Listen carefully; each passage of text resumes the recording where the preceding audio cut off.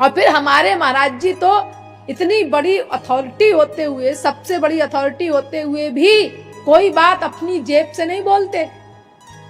जो भी बात कहते हैं वो उनका तो एक एक वाक्य प्रमाण है, क्योंकि वो ओरिजिनल जगत गुरु हैं। लेकिन फिर भी वो जो कुछ कहते हैं उसको वेद से लेकर रामायण तक सब धर्म ग्रंथों से प्रमाणित करते हैं।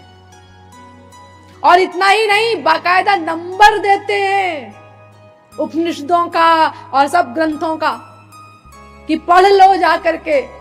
हम अपने मन से बना करके नहीं बोल रहे हैं श्लोक, क्योंकि तमाम ऐसे खप्ती भी संसार में हो सकते हैं ना, जो ये सोच ले कि भाई हम संस्कृत तो पढ़े नहीं है, पता नहीं ये सब बातें वेदों उपनिषदों में लिखी भी है कि नहीं, क्या पता ये अपने मन से बोल रहे हो। हाँ, ऐसा भी कुछ लोग सोच सकते हैं। एक बार ऐसा हुआ था हमारे श्री महाराज जी के प्रचार काल में।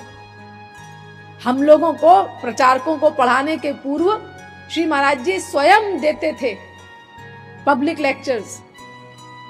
अब तो जब से हम लोगों को उन्होंने पढ़ाया है तब से पब्लिक लेक्चर्स बहुत कम देते हैं। आप लोगों को पता है, कभी कभी कोई बहुत पीछे पड़ता है तो दे दिया,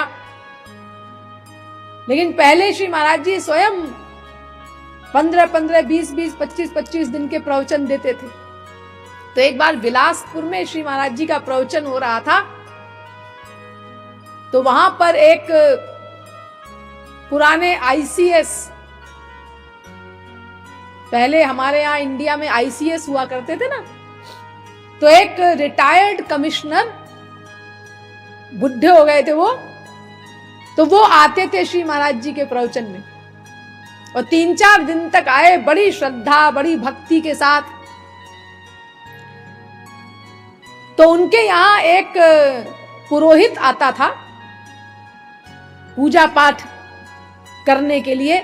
ये शादी ब्याह कराते हैं, पूजा पाठ करते हैं, पुरोहित होते हैं ना। तो श्री महाराज जी तो कर्मकांड का खंडन करते हैं कि भाई ये देवी देवताओं की पूजा ये व्यर्थ है, कर्मकांड व्यर्थ है, क्योंकि ये तो तुमको बहुत से बहुत अगर ठीक ठाक हो भी गया, जो कलयुग में तो असंभव सा ही है, तो ये तुमको स्वर्ग दे देगा कुछ दिनों के लिए, और स्वर्ग तो माया की ही जेल है, और वहां से लौटने के बाद फिर कुत्ता बिल्ली गधा सुअर बनना पड़ेगा। तो ये कर्म धर्म के चक्कर में नहीं पड़ना चाहिए। सुप्रीम पावर श्री कृष्ण की भक्ति करो तो मायातीत हो जाओ, अनंत काल के लिए परमानंद आदि प्राप्त हो जाए।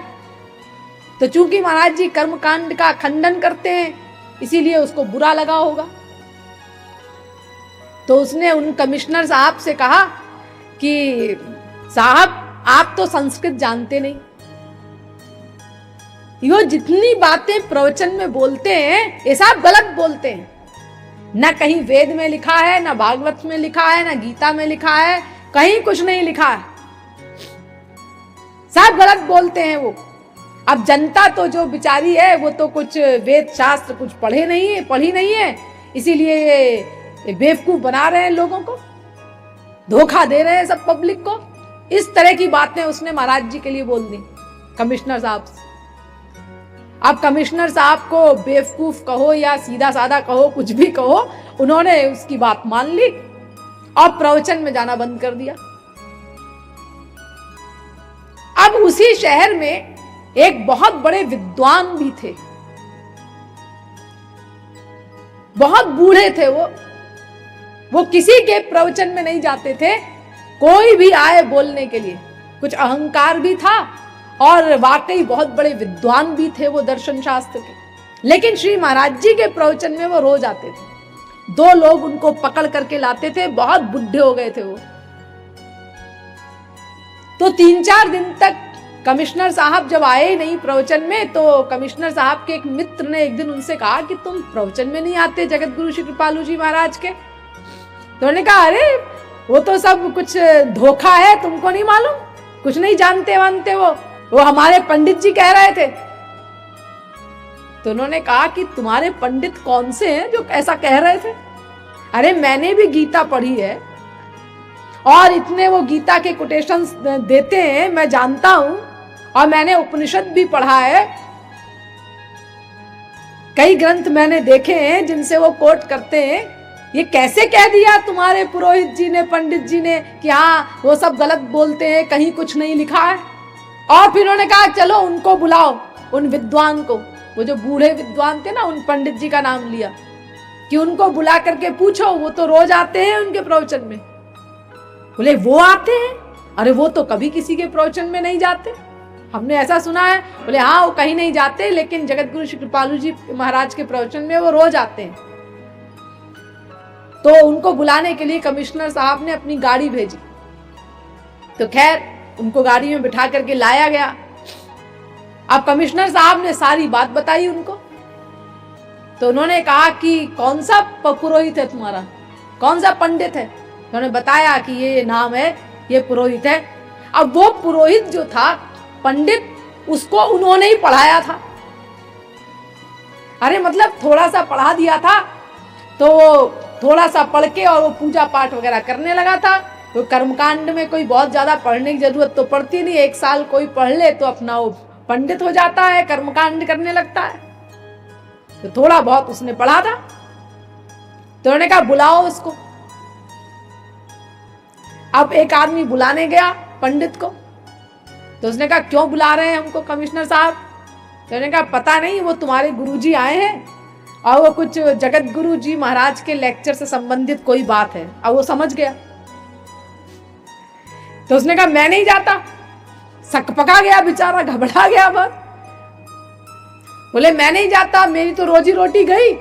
और फिर कमिश्नर साहब पता नहीं मेरी पिटाई कर दें, क्या कर दें, क्योंकि कमिश्नर साहब तो बहुत क्रोध में थे, क्योंकि उनका 4-5 दिन का प्रवचन का नुकसान हो गया उसके चक्कर में पड़ करके। तो खैर वो जो बहुत बड़े विद्वान थे, उन्होंने बहुत महाराज जी की प्रशंसा की। तो कमिश्नर साहब फिर से आने लगे। तो जब वो आए पहले दिन, तो उन्होंने श्री महाराज जी से अलग से मिलने का समय मांगा। महाराज जी के पास गए, उनसे कहा मुझे आपसे एकांत में कुछ बात करनी है। महाराज जी ने समय दिया। तब उन्होंने सारा किस्सा बताया कि ऐसे ऐसे देखिए लोग होते हैं संसार में, और हमारा इतना नुकसान कर दिया, और इस तरह से बहका दिया हमको। यानी संसार में ऐसे लोग भी हैं जो अपना पेट पालने के चक्कर में, यदि उसको यही तो डर था खाली कि कर्मकांड का खंडन कर रहे हैं, कहीं ऐसा ना हो कमिश्नर साहब पूजा कराना बंद कर दें हमसे।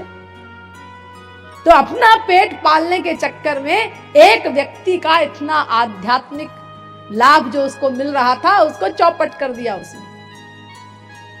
तो ऐसे संसार में लोग भी हैं। इसीलिए हमारे श्री महाराज जी जो कुछ बोलते हैं वो बाकायदा वेदों शास्त्रों के नंबर कोट करके बोलते हैं कि ऐसे खपती कोई हो तो वो समझ ले, और दूसरों का नुकसान तो कम से कम ना करें, ये कह करके कि हाँ ये अपने मन से बोल रहे होंगे। इसीलिए हम लोगों को भी उन्होंने जो पढ़ाया है और मुझे भी जो बोलने का आदेश दिया है, वो इसी प्रकार आदेश दिया है कि बाकायदा नंबर कोट करके बताओ लोगों को, ताकि लोग प्रमाणित माने उस बात को, क्योंकि सब तरह के लोग होते हैं आप लोगों में। तो देखिए, इसीलिए एक तो वो ओरिजिनल जगत गुरु है, फिर जगत गुरुओं में भी सर्वोत्तम है, और फिर वेदों शास्त्रों से अपनी बात प्रमाणित करते हैं, फिर साथ साथ नंबर भी कोट करते हैं। कोई देखना चाहे तो देख ले जा करके। तो उनसे बड़ा मर्मज्ञ कौन हो सकता है और संसार में धर्म का, वेदों शास्त्रों का।